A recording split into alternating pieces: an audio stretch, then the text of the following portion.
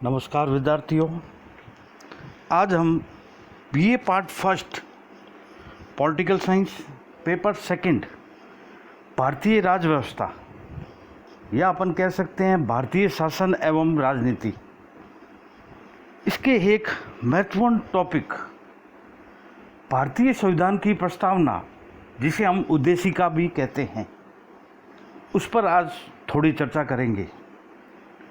प्रत्येक संविधान के प्रारंभ में सामान्यतया एक प्रस्तावना होती है, जिसके द्वारा संविधान में मूल उद्देश्यों व लक्ष्यों को स्पष्ट किया जाता है। भारतीय संविधान की प्रस्तावना संविधान से जुड़ा हुआ एक श्रेष्ठ आभूषण है।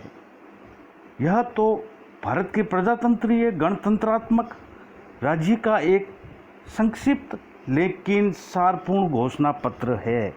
मतलब कहने का मतलब है, किसी भी देश की अगर उसकी राज व्यवस्था, उसकी कानून व्यवस्था, उसकी शासन व्यवस्था को अगर समझना है तो उसकी प्रस्तावना का अध्ययन करना महत्वपूर्ण है। प्रस्तावना ही उस देश की संक्षिप्त लेकिन संपूर्ण घोषणा पत्र उस शासन व्यवस्था का होता है। अब हम चर्चा करते हैं संविधान में मूल प्रस्तावना। जो अपने भारतीय संविधान में मूल प्रस्तावना किस प्रकार थी, उसको एक बार देखते हैं। वह प्रस्तावना थी, हम भारत के लोग भारत को एक संपूर्ण प्रभुत्व संपन्न समाजवादी धर्मनिरपेक्ष लोकतंत्रात्मक गणराज्य बनाने के लिए तथा उसके समस्त नागरिकों को सामाजिक, आर्थिक और राजनीतिक न्याय, विचार, अभिव्यक्ति, विश्वास, धर्म और उपासना की स्वतंत्रता, प्रतिष्ठा और अवसर की समता प्राप्त कराने के लिए तथा उन सब में व्यक्ति की गरिमा और राष्ट्र की एकता तथा अखंडता सुनिश्चित करने वाले बंधुता बढ़ाने के लिए दृढ़ संकल्प होकर अपनी इस संविधान सभा में आज तारीख 26 नवंबर 1949 ईस्वी यानी कि 26 नवंबर 1949 मिति मर्गशीर्ष शुक्ल सप्तमी संवत 2006 विक्रमी को एतद द्वारा संविधान को अंगीकृत, अधिनियमित और आत्मर्पित करते हैं। तो यह है अपने संविधान की, भारतीय संविधान की प्रस्तावना या अपने संविधान की उद्देशिका कह सकते हैं। इसमें विद्यार्थियों एक बात का ध्यान रखना, इस प्रस्तावना में रेखांकित शब्द जिसको इसमें अंडरलाइन करके बताया गया है, वह शब्द 42वें संविधान संशोधन द्वारा जोड़े गए हैं। यह शब्द जैसे समाजवादी, धर्मनिरपेक्षता, एकता तथा अखंडता, ये 42वें संविधान संशोधन द्वारा भारतीय संविधान की प्रस्तावना में जोड़े गए हैं। अब हम इस प्रस्तावना का थोड़ा डीपली अगर इसका अर्थ समझें तो जैसे हम भारत के लोग इस संविधान को अंगीकृत, अधिनियमित तथा आत्मर्पित करते हैं। इसका अर्थ होता है कि अंतिम सत्ता जनता में निहित है, जनता ही संविधान की निर्माता है और जनता ही इसे समाप्त कर सकती है। जनता ने ही इस संविधान को अपनी इच्छा से अंगीकार, अधिनियमित तथा आत्मर्पित किया है। फिर देखते हैं संपूर्ण प्रभुत्व संपन्न। प्रभुत्व संपन्न का अर्थ है भारतीय गणराज्य आंतरिक और विदेशी मामलों में किसी अन्य शक्ति के अधीन नहीं है और वह किसी भी अंतर्राष्ट्रीय समझौते या संधि को मानने के लिए बाध्य नहीं है।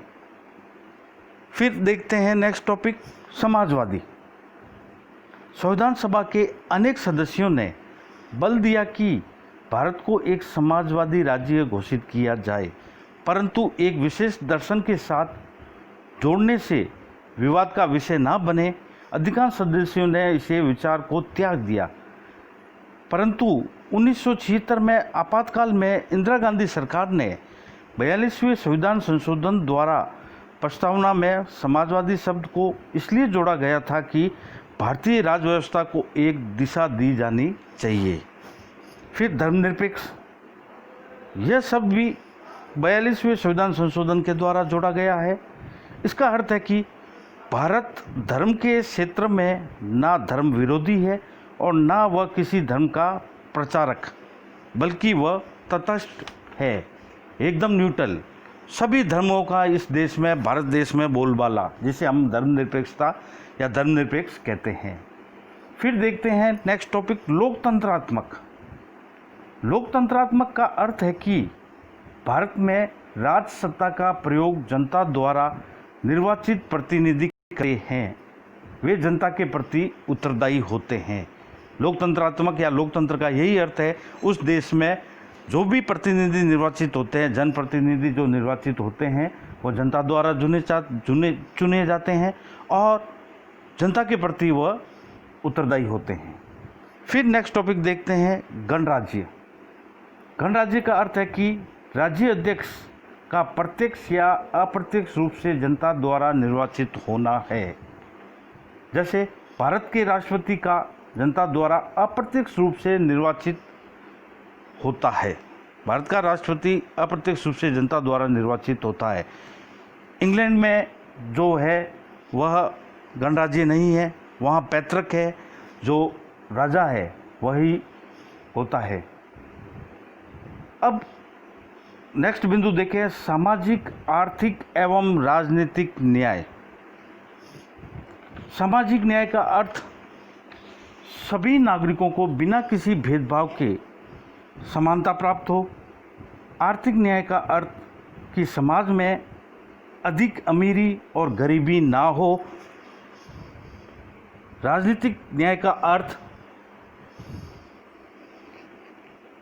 कि सभी नागरिकों को राजनीतिक क्षेत्र में समान और स्वतंत्र रूप में भाग लेने का अवसर हो। तो यह अर्थ होता है सामाजिक, आर्थिक एवं राजनीतिक न्याय का। उसके बाद स्वतंत्रता, समानता एवं भातृत्व।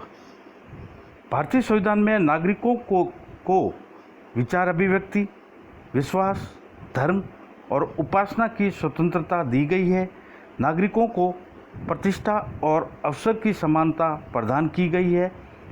अंत में व्यक्ति की गरिमा और राष्ट्र की एकता तथा अखंडता सुनिश्चित करने वाली बंधुता बढ़ाने के लिए प्रस्तावना में संकल्प किया गया है। तो यह है अपने देश भारत देश के संविधान की प्रस्तावना के कुछ महत्वपूर्ण बिंदुओं का अर्थ। अब हम एक थोड़ा सा देखते हैं प्रस्तावना का महत्व के बारे में चर्चा करें तो प्रस्तावना से ज्ञात होता है कि शासन का स्वरूप लोकतंत्रात्मक है। शासन सिद्धांतों का ज्ञान होता है कि शासन का उद्देश्य लोकहित है, व्यक्तिगत नहीं है। प्रस्तावना से का महत्व होता है कि शासनकर्ताओं को राजनीतिक और नैतिक दायित्वों का आभास होता है। कठिन परिस्थितियों में प्रस्तावना राहत दिखाती है और प्रस्तावना संविधान संचालन में प्रकाश स्तंभ के समान उपयोगी है।